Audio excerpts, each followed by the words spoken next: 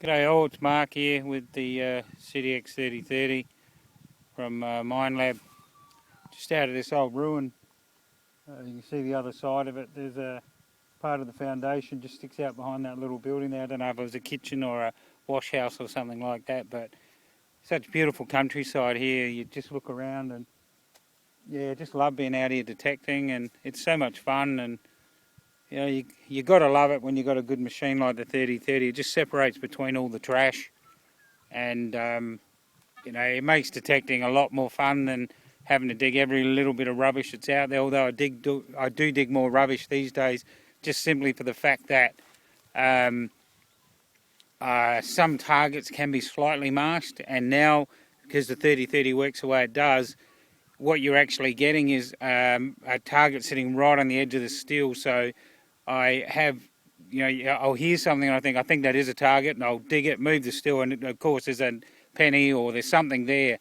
And I think before running the E-Track, you just wouldn't have found that. We were here the other day and hunting down there on the flat at the bottom with somebody, a friend of mine, with the, he had an E-Track, and I found a groat and a farthing together, and I dug the farthing out, and then I dug the groat out.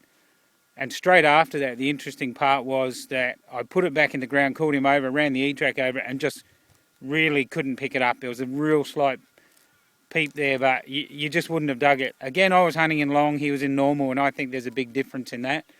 And but the 3030 was just really clear. I've got a target here in the ground that I'm about to dig. It comes up as a, see if I can do this with my camera this way. I don't know how we'll go, but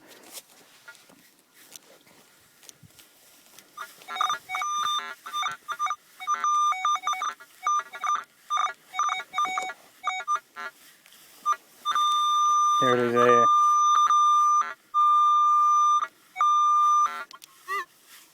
It's a pretty good signal. It's the type of signal you want to hear when you're out here. I'm hoping this is filming alright, because I've never done it this way before, but have a bit of a look. Could be a harness buckle. We got a lot from over this side, but came in it as 1141.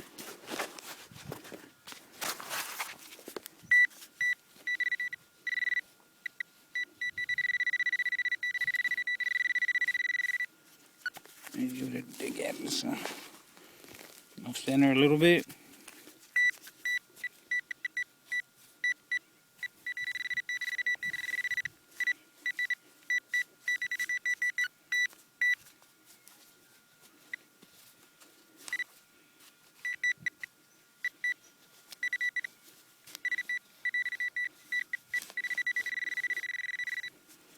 You can Garrett Pro Pointer driving me nuts. Once they get a little bit tired, they tend to play up a lot.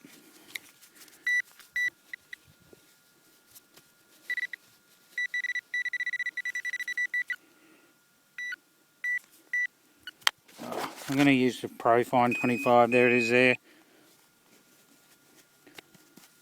Not having much luck with the Garrett today.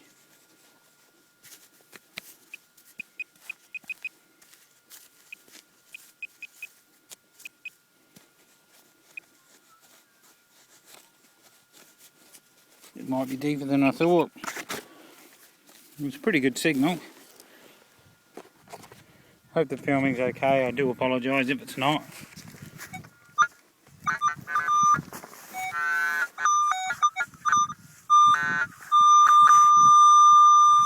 It's actually out there somewhere.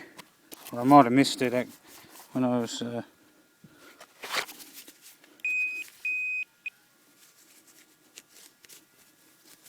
Yeah, I think I actually missed it when I sat down. Oh, there we go. It's a buckle.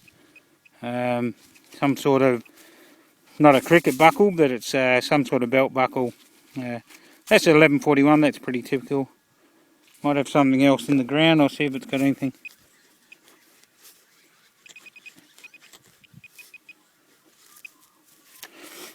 I'm just hoping that the other part of the buckle's in the ground as well. Looks like it's had something fixed to the front of it, but no, I think that's all there is. Anyway, there you go, another buckle. Cheers. Hope you enjoyed that. This is Mark from Coin Relic Down Under, out here having another hunt, the 30-30. Cheers and talk to you soon.